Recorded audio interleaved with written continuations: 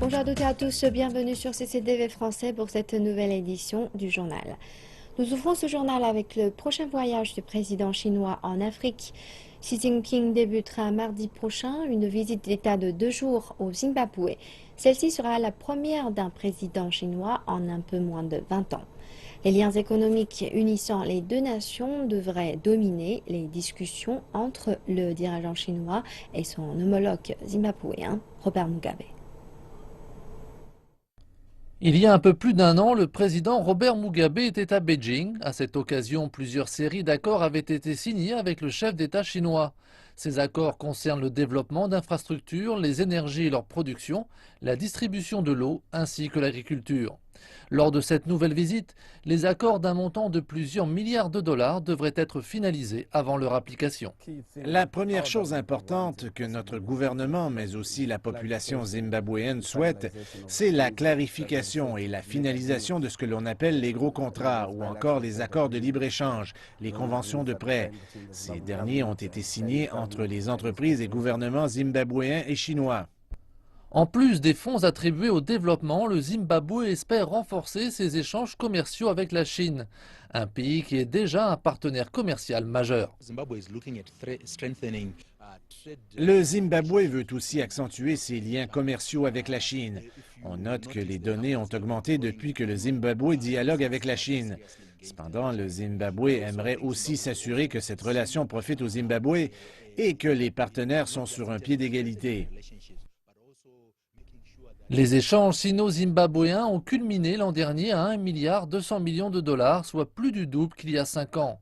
Les principales exportations du Zimbabwe sont le tabac, le coton et le chrome. Le pays du sud de l'Afrique prévoit d'ajouter de la valeur à ses matières premières, une tendance qui se traduirait par l'exportation de produits finis ou semi-finis. Pour y parvenir, il faut faire revivre les industries, un secteur ayant un fort besoin de capitaux.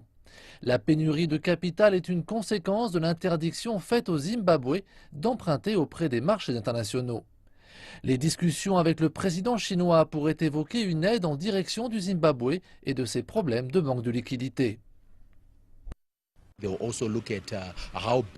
Ils étudieront la meilleure façon d'avoir recours au crédit chinois, en particulier pour les banques zimbabwéennes. Ces dernières ont grand besoin de crédit.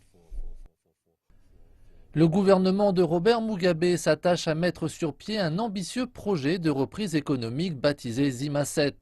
Celui-ci vise à créer au moins 2 millions d'emplois, à rajeunir les infrastructures et à permettre une croissance économique annuelle d'au moins 5% au cours des 5 prochaines années. Les milliards nécessaires à la mise en place de ce projet pourraient être débloqués lors de la visite du dirigeant chinois. L'armée russe a accusé la Turquie d'avoir planifié à l'avance l'attaque contre son avion en Syrie. Le commandant en chef des forces aériennes russes, le général Viktor Bondarev, a indiqué que l'armée avait la preuve que son avion avait été pris en embuscade. Bondarev a déclaré que 10 minutes après le décollage de 2 avions de combat russes d'une base aérienne en Syrie, 2 F-16 turcs étaient entrés dans l'espace aérien de la Syrie et y étaient restés pendant 40 secondes avant de tirer sur l'un des avions russes. Bondarev a indiqué que le pilote du 2e avion russe était témoin de tout cela. Le général a ajouté que l'attaque devait avoir été planifiée puisqu'il faut normalement 46 minutes pour que les avions turcs arrivent à cet endroit. Il a aussi insisté sur le fait que la Turquie n'avait pas donné d'avertissement avant les tirs et que l'enregistrement audio de la Turquie supposé être les communications avec l'avion était un faux. Le vice-premier ministre turc a déclaré en réponse aux allégations de Bondarev que l'incident n'avait pas été intentionnel ni délibéré. Tout d'abord, nous aimerions dire que cet incident n'était pas voulu. Ce n'était pas quelque chose fait de manière intentionnelle ou délibérée. J'aimerais une fois encore dire la tristesse que nous ressentons après un tel incident, comme nous avons exprimé au plus haut niveau du gouvernement avant. Mais la Turquie a les moyens et le pouvoir de protéger ses frontières et sa souveraineté. La Belgique a mis en examen un 6e suspect en lien avec les attentats de Paris. Les procureurs ont indiqué que l'homme avait été arrêté à Bruxelles jeudi et qu'il était inculpé de meurtre et de participation aux activités d'une organisation terroriste. Aucun autre détail sur le suspect n'a été révélé. La Belgique poursuit ses investigations après les atrocités du 13 novembre dans la capitale française. Les autorités sont encore à la recherche du suspect numéro 1, Salah Abdeslam, dont le frère a été identifié comme l'un des kamikazes responsables des attentats de Paris. Plus de 140 dirigeants du monde entier ont rendez-vous à Paris lundi pour une grande réunion sur le changement climatique. La France a pour l'occasion renforcé la sécurité dans la capitale et aux frontières. Une forte présence des forces de sécurité à l'approche de la conférence sur le climat. 8000 policiers ont été déployés aux frontières françaises pour les 11 jours que va durer la conférence. Et plus de 2800 soldats et policiers patrouilleront autour du site qui accueillera l'événement. Le personnel de sécurité de l'ONU est en charge d'assurer spécialement la sécurité des chefs d'État. On doit faire en sorte que la population se sente rassurée, voilà, qu'il n'y ait pas de... que les gens n'aient pas peur de nous, qu'ils se sentent en sécurité avec nous et en même temps voilà, que les terroristes éventuels, eux, ne puissent rien faire. Paris se remet à peine des attentats commis par l'État islamique qui ont fait 130 morts il y a 2 semaines. Le pays est en état d'urgence pour une période de 3 mois. Les soldats armés patrouillent sur les lieux touristiques dans toute la capitale. Ici, vous avez de la population civile, ils ne sont pas forcément habitués à voir l'armée, genre comme là à Paris en ville, avec de l'armement, surtout on est suréquipé. Donc il y en a, ils sont un peu effrayés des fois. Les autorités font savoir que 6300 personnels de sécurité supplémentaires seront déployés dans Paris dimanche et lundi. Les autoroutes au nord et au sud de Paris seront fermées, tout comme la partie nord du boulevard périphérique. Les grands boulevards de la capitale seront également fermés à la circulation. Le ministre des Affaires étrangères, Laurent Fabius, a remis aux représentants de l'ONU les clés du site qui accueille la conférence climatique. Le lieu est désormais territoire des Nations Unies pour la durée de la conférence COP21. Laurent Fabius a tenu une conférence de presse dans laquelle il a fait part de ses attentes vis-à-vis de la conférence. Et dans ce tour du monde du climat, nous avons à chaque fois ressenti l'espoir que suscite cette conférence de Paris. C'est un mouvement de toute la société, c'est-à-dire bien sûr les gouvernements, mais aussi les particuliers, mais aussi les communes, mais aussi les entreprises. Et tout le monde comprend que la donne est en train de changer, qu'il faut qu'elle change, et que Paris doit être l'accélérateur de ce mouvement. De très nombreuses coopérations sont lancées. Vous verrez ici que des solutions concrètes sont développées. Certaines seront présentées pendant la conférence. Et Cristina Figueres m'a informé que hier, nous avions atteint le chiffre de 180 contributions nationales soumises, qui couvrent près de 95% des émissions mondiales. C'est inédit et c'est un des premiers éléments du succès de Paris. Quand nous parlons de la coopération entre la Chine et l'Afrique, le développement des infrastructures et le commerce viennent souvent à l'esprit. Mais récemment, les relations entre les deux parties se sont peu à peu développées pour couvrir davantage de secteurs, comme la coopération financière, un instrument nécessaire pour pousser les relations sino-africaines à un nouveau niveau. La Chine et l'Afrique, l'un est le plus grand pays en développement dans le monde, l'autre un continent abritant le plus grand nombre de pays en développement. Quand ils sont ensemble, d'immenses opportunités peuvent apparaître. La Chine est devenue le plus grand partenaire commercial de l'Afrique dès 2009. Le volume du commerce bilatéral a dépassé les 220 milliards de dollars en 2014. Plus de 2000 entreprises chinoises investissent aujourd'hui dans l'énergie, l'électricité et le développement des infrastructures en Afrique. Aucun de ces accomplissements n'aurait pu se réaliser sans une coopération financière. Les systèmes financiers sous-développés en Afrique ne peuvent pas s'adapter à la vitesse de la croissance économique. De nombreuses institutions financières chinoises saisissent donc l'opportunité d'offrir du soutien. En 2008, ICBC a dépensé 5 milliards de dollars pour obtenir 20% de Standard Bank Group, la plus grande banque en Afrique. Cela a été le plus grand investissement financier fait par les banques chinoises à l'étranger. La coopération stratégique entre les deux banques joue un rôle important en encourageant le développement des compagnies chinoises en Afrique et en offrant un soutien financier au commerce bilatéral. La coopération financière entre la Chine et l'Afrique a commencé en 1985 quand la Banque centrale de Chine a amorcé une coopération avec la Banque africaine de développement. La Chine est devenue le plus grand prêteur pour les pays africains en 2010, dépassant même la Banque mondiale. Plus tôt cette année, la Banque centrale de Chine a également signé un accord de swap de devises de 30 milliards de yuan avec la Banque de réserve sud-africaine. La Banque de construction de Chine a ouvert sa deuxième filiale en Afrique du Sud en septembre dernier. Durant le sommet de l'investissement en Afrique organisé en 2013, la Banque d'exportation et d'importation de Chine a déclaré que la Chine fournirait jusqu'à 1000 milliards de financement aux pays africains d'ici 2025. Mais les institutions financières chinoises ne fournissent pas seulement de l'argent, elles explorent également quels sont les secteurs les plus efficaces pour leurs investissements financiers. Les projets d'infrastructures comme les chemins de fer, les routes, l'électricité et les télécommunications nécessitent beaucoup d'investissements. Mais la plupart des pays africains ne sont pas en position de financer ces projets. Nous offrons ainsi un soutien financier à travers une participation au capital ou par des prêts directs. Pendant ce temps, il y a beaucoup d'opportunités de fusion et d'acquisition dans les secteurs de l'énergie et de l'électricité, lesquels intéressent grandement les investisseurs chinois. Que ce soit pour offrir un service financier direct ou pour trouver les bons projets pour les bons investisseurs, la coopération financière entre la Chine et l'Afrique a pris un bon départ. Alors que les bénéfices liés à l'amélioration des partenariats financiers deviennent peu à peu clairs, davantage d'institutions emboîteront le pas pour offrir un soutien bien nécessaire au continent africain.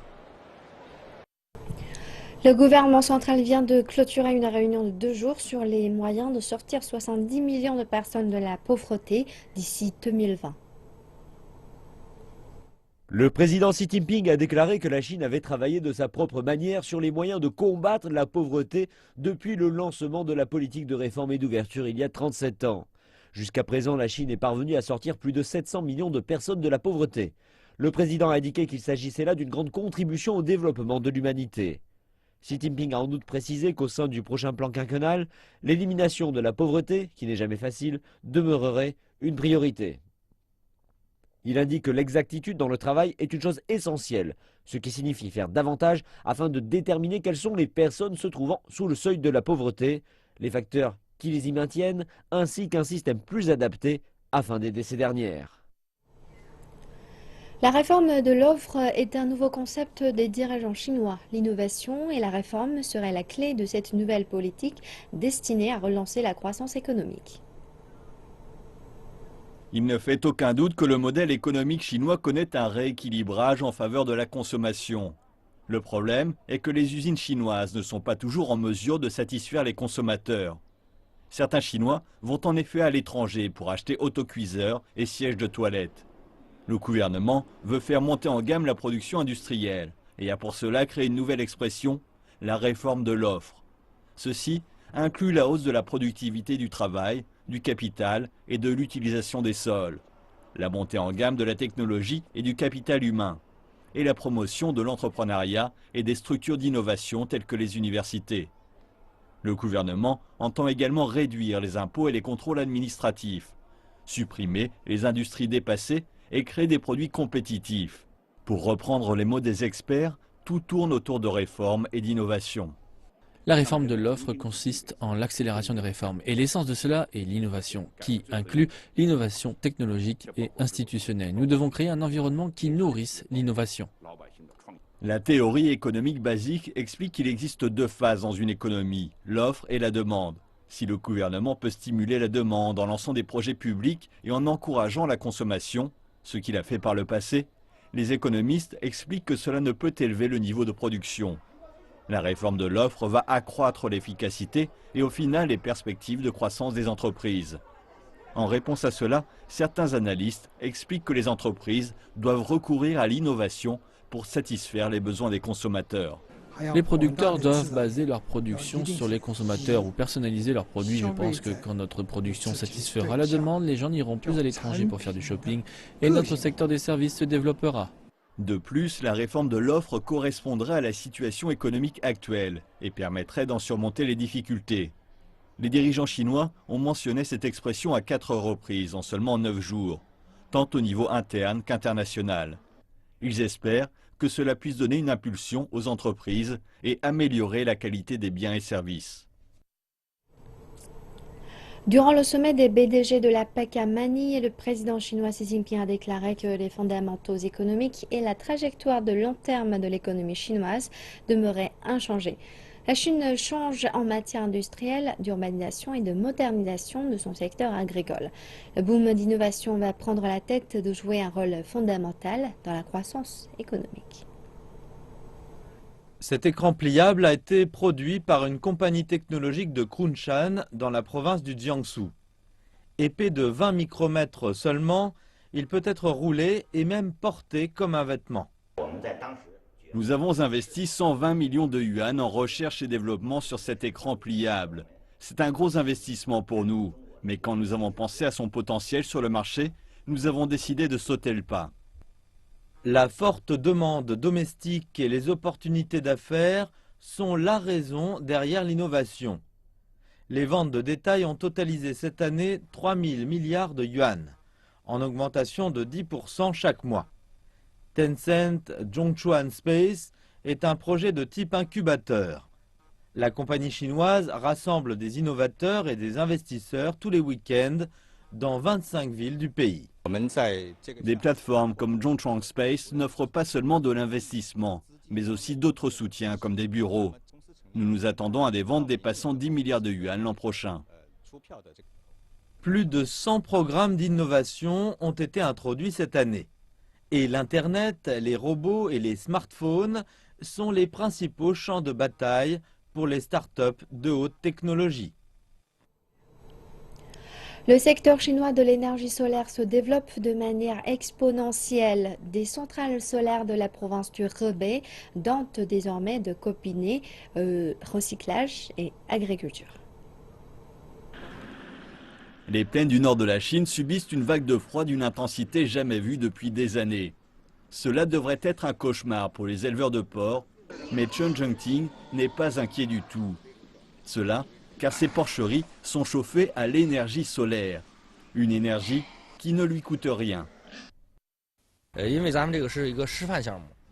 Le projet est appelé Soleil Doré et nous l'avons intégré en 2009. Le gouvernement fournit des financements pour la centrale solaire et en retour nous vendons l'électricité à un tarif préférentiel pendant 20 ans.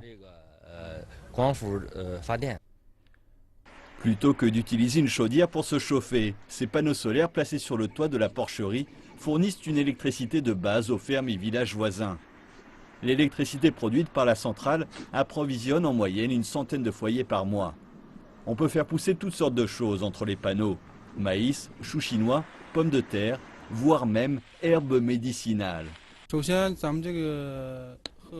La production représente 70 à 80% de celle des terres normales. Nous testons différents types de cultures ainsi que de dispositions des panneaux solaires. L'objectif étant d'optimiser la disposition et la hauteur des panneaux solaires en fonction du type de culture. La production est correcte grâce au type de terre de ce champ. Les élevages de porcs et les agriculteurs connaissent quelques ratés, mais ceux-ci sont compensés par les revenus générés par la vente d'électricité. Continuons à présent notre série sur l'expédition sur le glacier Koulia. Pour obtenir des carottes de glace, les scientifiques doivent transporter de l'équipement et de l'approvisionnement depuis le campement vers le point de forage. Aujourd'hui, s'adapter à 5600 mètres d'altitude est déjà un défi, encore plus que de transporter des tonnes d'équipement. Voyons les défis qui attendent les scientifiques et comment ils vont y faire face. Rester ou partir, c'est le docteur Rodrigo qui va en juger. Il teste les niveaux d'oxygène et le rythme cardiaque de tout le monde chaque matin pour voir s'ils peuvent continuer à travailler dans l'expédition. Il faut 3 jours pour s'adapter. Nous sommes en fait au 3e jour, donc ça va mieux. Les gens dorment plus. Jusqu'ici, rien à signaler. L'appétit, jour après jour, est mieux que le premier. Pour le moment, ce n'est pas un dur travail pour nous, mais il le deviendra. Dans une paire de semaines, je pense qu'il y aura un pic. Les scientifiques et les porteurs font face à un grand défi quand ils transportent de l'équipement du campement vers les sites de forage. Après une longue discussion, l'équipe a accepté d'essayer la solution du guide de montagne. Je veux juste démontrer que si nous utilisons l'avantage mécanique, nous pourrions tirer ce camion ici. Ils ont trouvé un point de soutien à la surface de la glace près du sommet de la montagne et ont ensuite fixé un crampon et passé une corde à travers. Les membres de l'équipe pourront alors utiliser la corde et lever la motoneige. Mais l'opération est très limitée dans le temps. Les températures se réchauffent à l'approche de midi. La glace fondra et les crampons ne pourront plus tenir. Nous devons nous dépêcher. Avoir les motoneiges à la surface de la glace signifie que les scientifiques pourront voyager vers les extrémités du glacier et les points de forage librement. C'est une étape importante pour l'expédition, mais ce qui les attend sur le glacier est une question que tout le monde se pose. C'est toute la Chine qui est en fête samedi en raison de l'anniversaire de Bazi qui célèbre son 35e anniversaire. Ce panda femelle s'est fait connaître pour avoir incarné l'inoubliable mascotte sportive Pan Pan. C'est du monde entier que ses fans ont accouru dans la ville de Fuzhou pour voir leur idole. Basse est sans conteste le panda le plus célèbre de Chine. Pour des millions de Chinois, elle est Pan Pan, la mascotte des 11e Jeux asiatiques de Beijing en 1990. On a également pu la voir au gala de la fête du printemps l'année suivante. La superstar y a fait étalage de ses multiples talents sportifs. Basse a voyagé dans le monde entier en tant qu'envoyée spéciale de l'amitié. En 1987, elle a été invitée à se produire au zoo de San Diego aux États-Unis. Pendant 6 mois, elle a attiré pas moins de 2,5 millions de visiteurs. Le centre de recherche des pandas géants de Fuzhou dans la province du Fujian est le foyer de Basse depuis 1985, l'année qui a suivi son sauvetage de la nature. L'âge de 20 ans pour les pandas géants est l'équivalent de 80 ans pour les hommes. Le rapport est de 1 à 4. On peut donc scientifiquement dire que Basse est plus que centenaire en année humaine. Basse est le plus vieux panda de la partie continentale de Chine. Malgré son âge, elle semble encore pleine de vie. Voilà, c'est la fin de cette édition du journal. Merci de nous avoir suivis. Je vous souhaite une excellente suite de programme sur CCTV français.